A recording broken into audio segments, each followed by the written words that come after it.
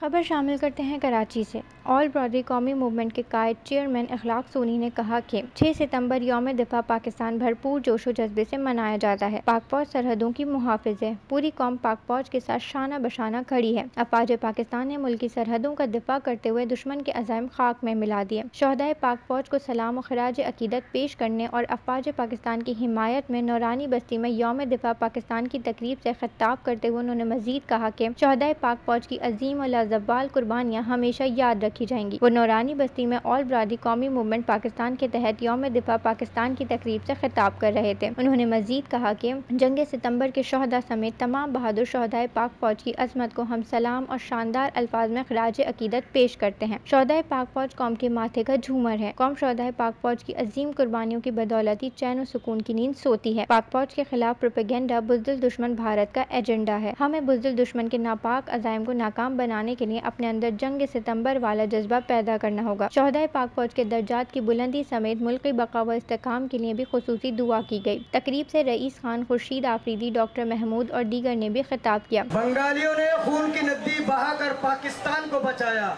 हर मौका पे हर मौके पर इस्लाम का परचम लहराया।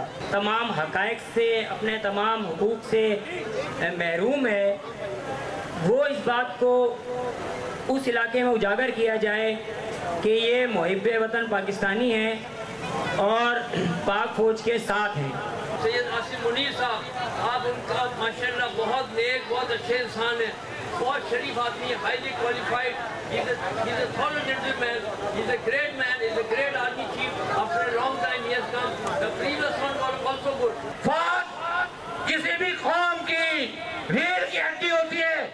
तकरीब के आखिर में डॉक्टर महमूद ने सहाफ़ियों और शुरका का शुक्रिया अदा किया। शुरका का जलसे में पाकिस्तानी अफवाज का ज़बरदस्त खराज तहसीन पेश करने का अंदाज काबिल दीद था। आखिरी में पाकिस्तान जिंदाबाद के नारों से पंडाल गूंज उठा। तकरीब से ऑल ब्रॉडरी कौमी मूवमेंट के चेयरमैन इखलाक सोनी ने यौम दिफा पाकिस्तान की तकरीब से खिताब करते हुए कहा कि कोई सियासी जमात पाक आर्मी के साथ मुखलिस नहीं है। एक बयान नहीं आया।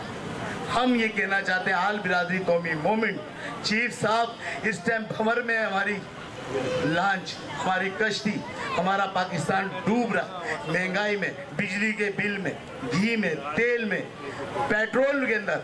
आप इसको मसीहा बन के निकालेंगे, आप सुल्तान अय्यूबी बनेंगे हमारे। देखें जब अब ये लोग कोई मेरी बात को गलत समझे तो समझता रहे, बात कहने की होगी अच्छी तो जरूर की जाएगी।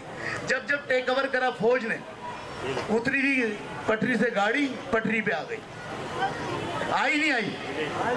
भाई बताएं मुझे यार, और नहीं आई तो मुझे इशारा करके बताओ। भाई मुशर्रफ साहब थे, उससे पहले दूसरे साहब थे, सब रूटीन में गाड़ी चल रही थी ना यार। 500 रुपए लीटर का प्रोग्राम है इनका। अभी आप बिजली के बिल के लिए निकले हो तो भाई अभी तक रुक गया ना, ब्रेक लग गया। कोई मोबाइल लेके आ गया, पिक्चर नहीं बना रहा तुम्हारे मीटर की, कोई तुम्हें तंग नहीं कर रहा, सिर्फ तुमने अपना कद और काट को समझा, सिर्फ तुमने अपनी ताकत को समझ के बाहर आए और निकले। नहीं यार, हम बिल नहीं भर सकते, 30,000 20,000 में कमाता हूँ, मैं कैसे 25-25 30,000 का बिल भरूं? तो तुमने दम पकड़ा तो तुम्हारी हिस्ट्री चेंज होने जा रही है। वो सोचने में मजबूर हो रहे हैं यार, करा के जाए, पीछे हटना मुनासिब है, वरना यहाँ पर श्रीलंका वाला सीन होने जा रहा है। तो मैं आर्मी चीफ साहब से, जस्टिस साहब से कहना चाहता हूँ, आए टेक ओवर करें, हमारी कौम को, हमारे मुल्क को बचाएं। खुदा की कसम, कोई सियासी आदमी हो या ना हो, ये कौम तुम्हारी साथ खड़ी है या नहीं खड़ी है? आप देख रहे हैं हमारा YouTube चैनल कस्टम वॉच। मैं हूं कराची से रिपोर्टर ज़हरा अरशद, कैमरामैन वक़ार हफीज़ चौहान के साथ।